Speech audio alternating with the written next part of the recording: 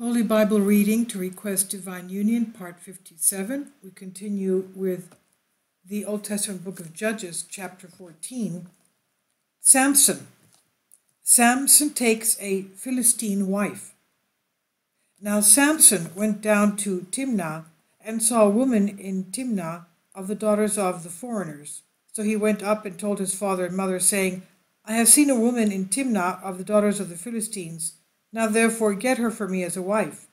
Then his father and mother said to him, Are there not daughters of your brethren, or a woman among all my people? Must she go and get a wife from the uncircumcised foreigners? And Samson said to his father, Get her for me, for she is right in my eyes.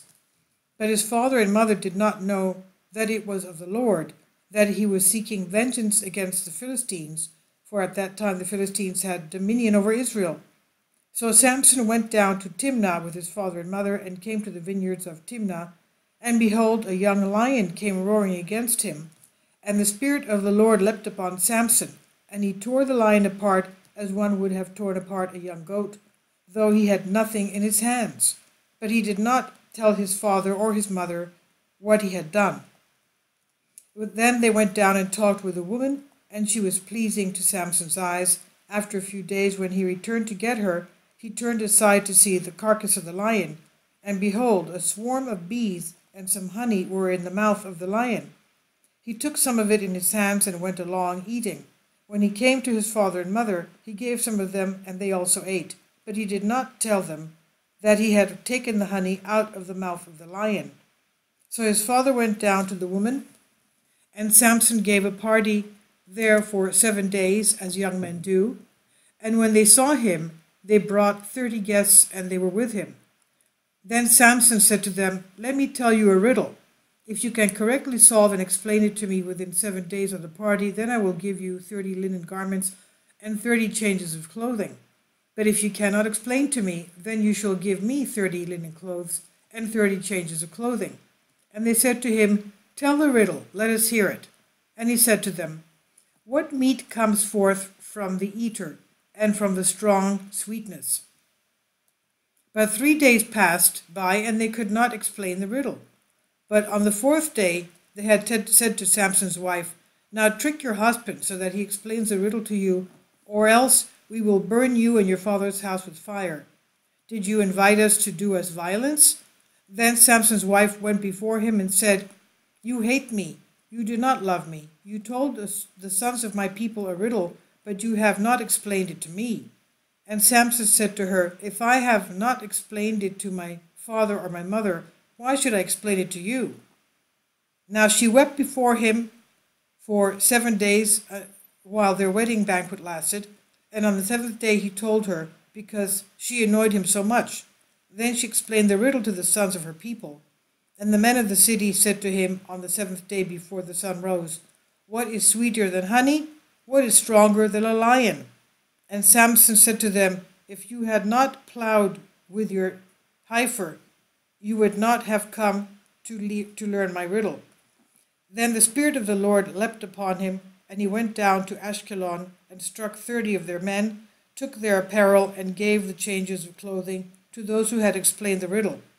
So Samson's anger was aroused, and he went back to his father's house. And the wife of Samson was given to one of his companions, one who he called friend. Chapter 15. Soon after 3 days, in the days of the wheat harvest, Samson visited his wife with a young goat. And he said, I will go to my wife in her private chamber. But her father would not permit him to enter. Her father said, I thought that you thoroughly hated her. Therefore I gave her to one of your friends. Is not her younger sister better than she? Please take her instead. Samson decimates the Philistines. And Samson said to them, This once I shall be blameless regarding the Philistines, for I will do mischief among them. Then Samson went and caught 300 foxes, and he took torches, turned the foxes tail to tail, and put a torch between each pair of tails and tied it. When he had set the torch on fire, he sent the foxes out into the standing grain of the Philistines, and they burnt from the threshing floor even to the standing grain as far as a vineyard and olive groves. Then the Philistines said, "Who did this?" And they answered, "Samson, the son-in-law of the Timnite, because he took his wife and gave her to one of his friends." So the Philistines came up and burned her and her father with fire. Samson said to them, "Whereas you dealt thus with her, surely I will take revenge upon you for a month, and I will finally stop." So he struck them down the thigh of the leg with a great blow. Afterwards he went down and dwelt in a cave at the rock of Etam. Now the Philistines went up and encamped in Judah, and they spread out across Levi, and the men of Judah said, "Why have you come up against us?" So the Philistines answered, "We have come up to bind Samson, to do to him as he has done with us." Then 3,000 men of Judah went down to the cave at the rock of Etam, and said to Samson, "Did you not know that the Philistines rule over us? Why did you do this to us?" And Samson said to them, "As they did to me, so I have done to them." But they said to him, "We have come down to bind you, so that we may deliver you to the Philistines." Then Samson said to them, "Swear to me that you will not kill me yourselves." So they spoke to him, saying, "No, but we will bind you securely and deliver you into their hands, but we will surely not put you to death." And they bound him with 2 new ropes and brought him up from that rock. When they came to Lehi, the Philistines wailed loudly and ran to engage him. But the Spirit of the Lord leapt upon him, and the ropes on his arms became like flax burned with fire, and his bonds fell away from his hands. He found the jawbone of an ass that had been cast aside, and he reached out and took it, and struck 1,000 men with it. Then Samson said, "With the jawbone of an ass I utterly destroyed them, for with the jawbone of an ass I struck down 1,000 men." And so when he had finished speaking, he threw the jawbone from his hands and called that place the Ramath Lehi. Then he became exceedingly thirsty and wept before the Lord and said, "You were well pleased to grant this great deliverance by the hand of your servant, and now I shall die of thirst and fall into the hand of the uncircumcised." And God broke open a hollow in the ground, and out from it water came forth, and he drank. His spirit returned, and he was revived. Therefore he called it the spring of the one who called, which is in Lehi to this day. And in the days of the Philistines he judged Israel 20 years. Chapter 16. Samson and Delilah. Now Samson went to Gaza and saw a harlot there, and went into her. When someone told the Gazites, saying, "Samson has come here," they surrounded the place and lay in wait for him all night at the gate of the city. They were quiet all night, saying, "Let us wait until dawn, and we will kill him." Samson slept till midnight and rose up, and at midnight he took hold of the doors of the gate of the city with the 2 gateposts, and lifted them up with the bar, and placed them on his shoulders. He then carried them to the top of the mountain facing Hebron, and he set them there. Sometime thereafter he came to love a woman in Al-Sorek, whose name was Delilah. And the leaders of the Philistines came up to her and said to her, "Trick him and find out where his great strength lies. Learn by what means we may overpower him, so that we may bind him and humble him. If you do so, every one of us will give you 1,100 pieces of silver." So Delilah said to Samson, "Please tell me where your great strength lies, and with what you can be bound, that you may be subdued and controlled." And Samson said to her, "If they bind me with 7 damp cords, not yet spoiled, then I shall become weak and be like any other man." So the leaders of the Philistines brought her 7 damp cords, not yet spoiled, and she bound him with them. And with her in the private chamber an ambush was set. And she said to him, "Samson, the Philistines are upon you." But he broke the cords as if someone should break a thread of flax when it touches a fire. Thus the secret of his strength remained unknown. Then Delilah said to Samson, "Indeed, you deceived me and told me lies. Now therefore tell me what you may be bound with." So he said to her, "If they bind me securely with ropes that have never been used, then I shall become weak and be like any other man." Therefore Delilah took new ropes and bound him with them. And those in ambush came out of the private chamber, and she said to them, "Samson, the Philistines are upon you." but he broke them off his arms like thread. And Delilah said to Samson, Indeed you have mocked me and told me lies. Tell me, I entreat you, with what can you be tightly bound? And he said to her, If you weave the 7 locks of my head into a braid and secure them together with a wall peg, I will be weak like any other man. And so it happened, when he was asleep, Delilah braided the 7 locks of his head and secured them with a wall peg, and said to him, Samson, the Philistines are upon you. And he awoke from his sleep and pulled out the peg. Then Delilah said to Samson, How can you say, I love you, when your heart is not with me? You deceived me a 3rd time, and you have not yet told me where your great strength lies. And it came to pass, after she pestered him continually with her words and pressured him sorely, that his spirit failed him almost to death. Then he told her everything in his heart, and he said to her, No razor has ever come upon my head, for I have been a holy one of God from my mother's womb. If I am shaven, then my strength will leave me, and I shall become weak and be like all other men. And Delilah, discerning, he told her all his heart. And she sent and called for the leaders of the Philistines, saying, Come up once more, for he told me all his heart. So the leaders of the foreigners went to her and brought the money in their hands. Delilah lulled Samson to sleep on her knees and called for a man and had him shave off the 7 locks of his head. Thus she could finally subdue and control him, for his strength departed from him. And Delilah said, Samson, the Philistines are upon you. So he awoke from his sleep and said, I will go out as before and shake myself free. But he did not know that the Lord had departed from him. Then the Philistines took him and put out his eyes and brought him down to Gaza. They bound him with fetters of bronze, and he was grinding grain in the prison house. The death of Samson. Soon the hair of his head began to grow as before it was shaven, and the leaders of the Philistines met to offer a great sacrifice to their god Dagon, and to make merry. And they said, Our God delivered our enemy Samson into our hands. When the people saw Samson, they praised their God, for they had said, Our God has delivered into our hands our enemy, the destroyer of our land, the one who multiplied our dead. And when their heart was merry, they said, Call Samson out of the guardhouse, and let him play before us. So they called Samson from the prison house, and he played before them, and they slapped him and stationed him between the pillars. Then Samson said to the young man who held him by the hand, Let me feel the pillars that support the house, so that I can lean on them. Now the house was full of men and women, including all the leaders of the Philistines, with about 700 men and women on the roof watching while Samson played.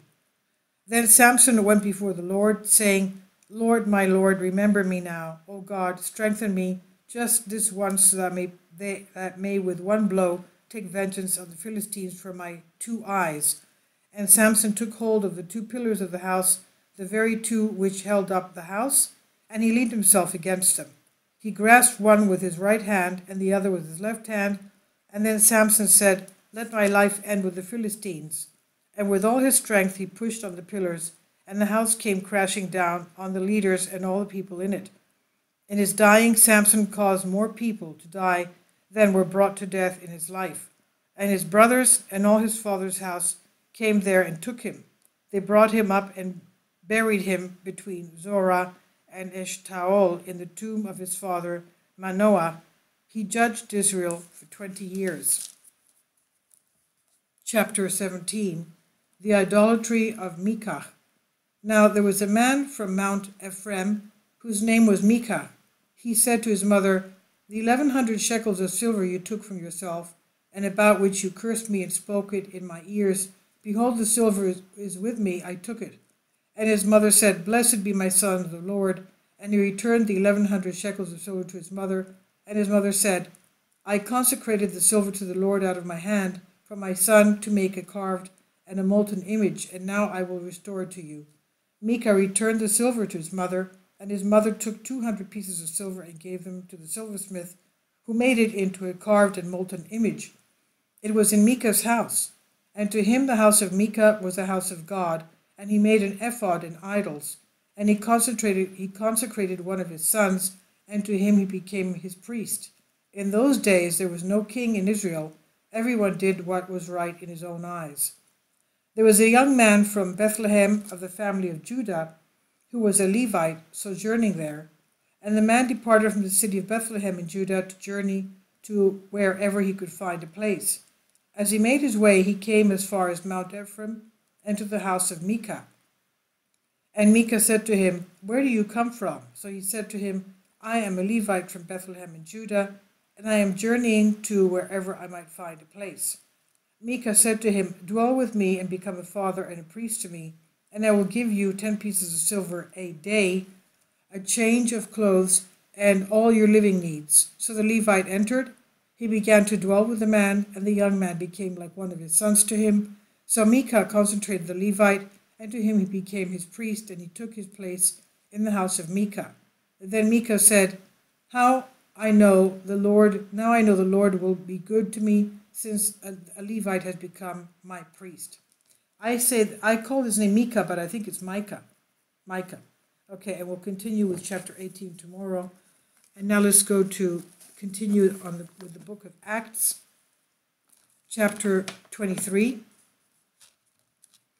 Then Paul, looking earnestly at the council, said, "Men and brethren, I have lived in all good conscience before God until this day."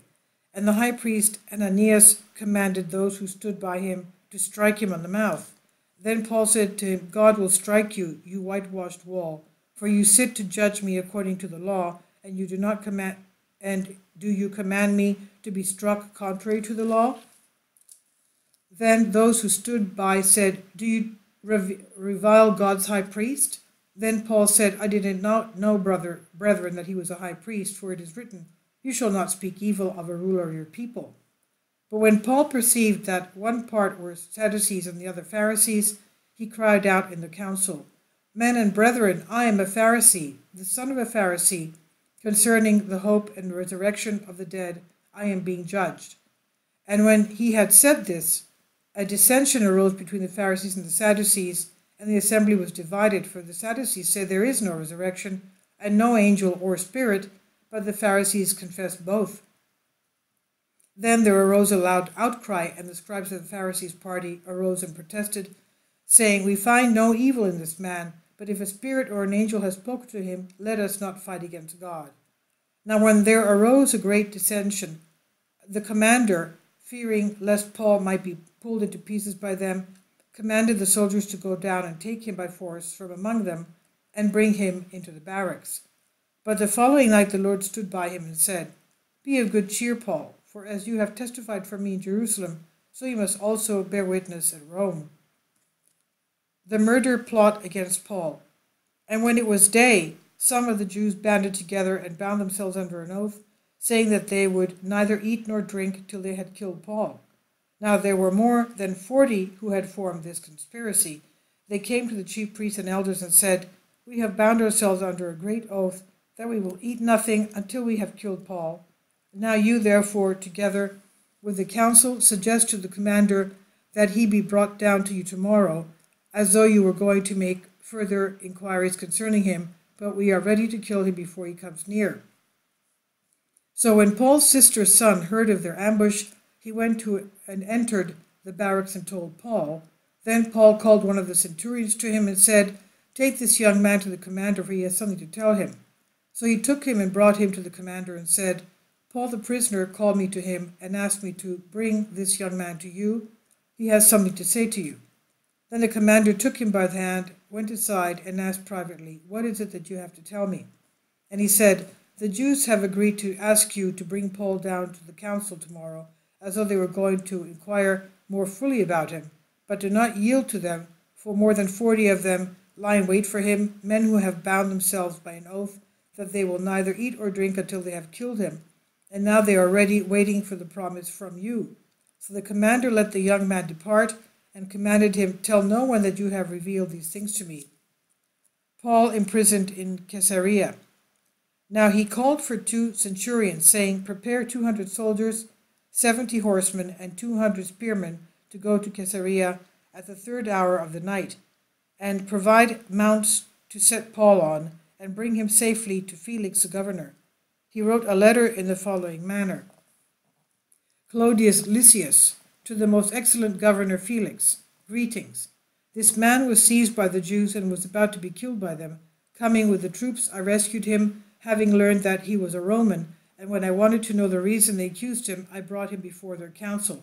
I found out that he was accursed concerning questions of their law, but had nothing charged against him deserving of death or chains. And when it was told to me that the Jews lay in wait for the man, I sent him immediately to you, and also command his accusers to state before you the charges against him. Farewell. Then the soldiers, as they were commanded, took Paul and brought him by night to Antipatris. The next day they left the horsemen to go on with them, and returned to the barracks. When they came to Caesarea and had delivered the letter to the governor, they also presented Paul to him. And when the governor had read it, he asked what province he was from. And when he understood that he was from Cilicia, he said, I will hear you when your accusers have also come. And he commanded him to be kept in Herod's praetorium. Chapter 24. The trial before Felix. Now after 5 days, Ananias the high priest came down with the elders and a certain orator named Tertullus. These gave evidence to the governor against Paul. And when he was called upon, Tertullus began his accusation, saying, Seeing that through you we enjoy great peace and prosperity is being brought to this nation by your foresight, we accept it always and in all places, most noble Felix, with all thankfulness. Nevertheless, not to be tedious to you any further, I beg you to hear by your courtesy a few words from us, for we have found this man a plague, a creator of dissension among all the Jews throughout the world, and a ringleader of the sect of the Nazarenes. He even tried to profane the temple, and we seized him and wanted to judge him according to our law. But the commander Lysias came by, and with great violence took him out of our hands, commanding his accusers to come to you. By examining him yourself, you may ascertain all these things of which we accuse him. And the Jews also assented, maintaining that these things were so. Paul's defense. Then Paul, after the governor had nodded to him to speak, answered, Inasmuch as I know that you have been for many years a judge of this nation, I do the more cheerfully answer for myself, because you may ascertain that it is no more than 12 days since I went up to Jerusalem to worship, and they neither found me in the temple disputing with anyone, nor inciting the crowd, neither in the synagogues or in any city, nor can they prove the things of which they now accuse me. But this I confess to you, that according to the way which they call a sect, so I worship the God of my fathers, believing all things which are written in the law and in the prophets. I have hope in God, which they themselves also accept, that there will be a resurrection of the dead, both of the just and the unjust. This being so, I myself always strive to have a conscience without offense towards God and men. Now after many years I came to bring alms and offerings to my nation, in the midst of which some Jews from Asia found me purified in the temple, neither with a mob nor with tumult.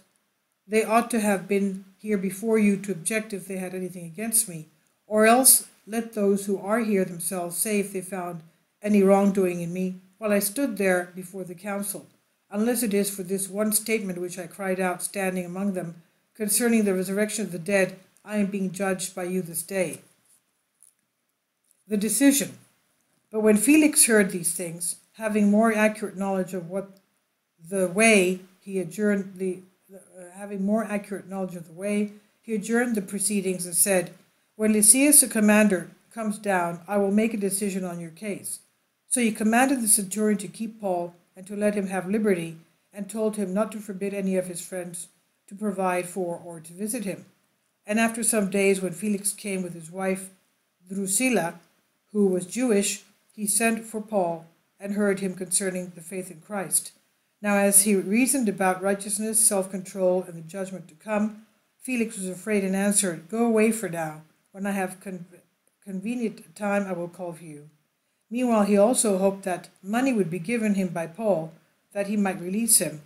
Therefore he sent for him more often and conversed with him. But after 2 years, Porcius Festus succeeded Felix, and Felix, wanting to do the Jews a favor, left Paul bound. and we'll continue with chapter 25 tomorrow. God bless you, and thank you for your support.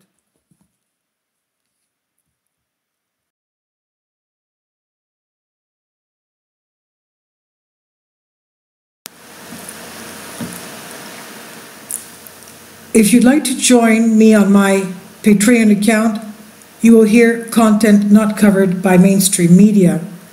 These riveting stories will be based on my research, and I will state my opinions and give my personal insight on diverse and controversial subjects and world events not covered by mainstream media, and not supported by YouTube guidelines. So whatever I have on my Patreon, most of those will not be on my YouTube channel. Please consider becoming a member today. More of the most significant and important videos will be on my Patreon channel. Your support helps me to continue my research and keeps this YouTube channel alive. And we depend on your support, your generous charity, because we help economically challenged families here in Athens, Greece, in Kapota, and we also help the young generation with university tuition and the community around our church. Thank you.